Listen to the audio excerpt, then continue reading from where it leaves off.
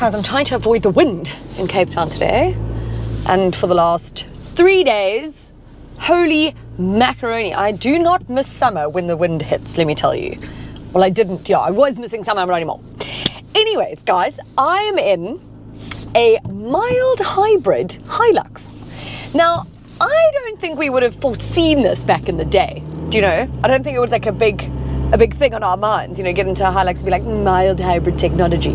But it is hella mild, right? Don't get me wrong. It's 48 volts, and basically what it does is, it's on the 2.8 litre GD6 engine derivatives that, you know, sort of tried and tested, and we know that engine quite well.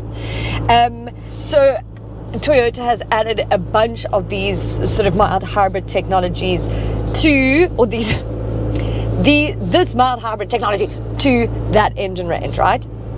I'm in the Raider 4x4 48 volt, and can you feel this wind? Normally a very quiet cabin. Nothing can survive a southeaster.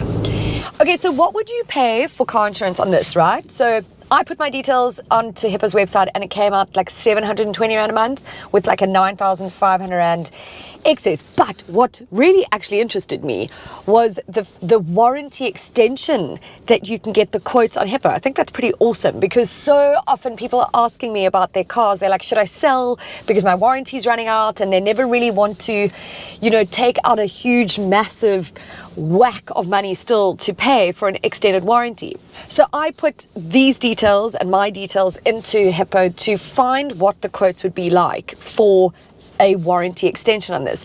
So it's like 107 Rand a month budget. That was the best one I got. And then it covers things like, covers the engine up to 20,000 Rand. It covers a differential. So I found a bunch of quotes there. I thought it was really interesting. So if you are coming to the end of a warranty, I would go and get some quotes on Hippo, because it might mean not having to sell your car just yet.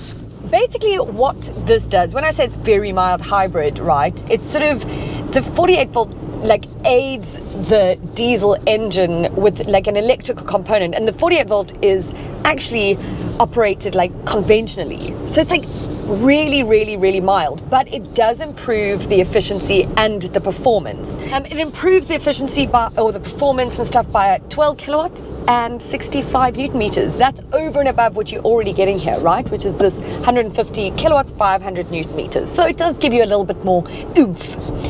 From a fuel consumption point of view and efficiency point of view, I've been sitting at 10 litres per 100 Ks.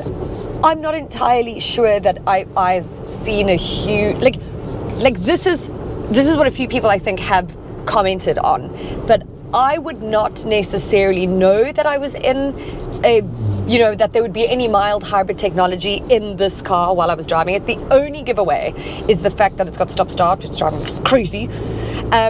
And then this Radar 4x4 has, with the 48 volt, has got a power push start button, and it also has, like, if you want, you can put it on the screen. It's not always on there, but it's got like an eco score.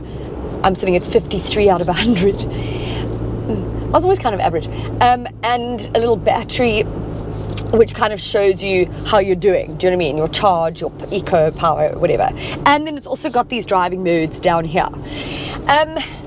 Other than that, I'm not so sure I know, which I think is a good thing. Actually, that's not a criticism of this car, because I feel like if you're going to get into hybrids, and again, this is what Toyota's doing so well, is they're easing people into the alternate fuel sort of technology that we're headed towards or are already in, but kind of going further and further. No, thank you. No, thanks. No, thanks. So, you know, they are at the forefront of hybrids, really. And so it makes sense that they would go, okay, you know what? We've got a new Hilux coming, but in the meantime, let's bolster that lineup of Hiluxes for everybody with a version of 48 volt derivatives.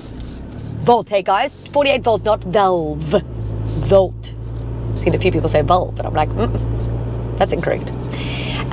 Now the Raider, I can't even say it properly, like the Raider range, has seen some styling updates anyways a while back. So it's got like sort of redesigned front bumper and honeycomb grille and fog light surrounds.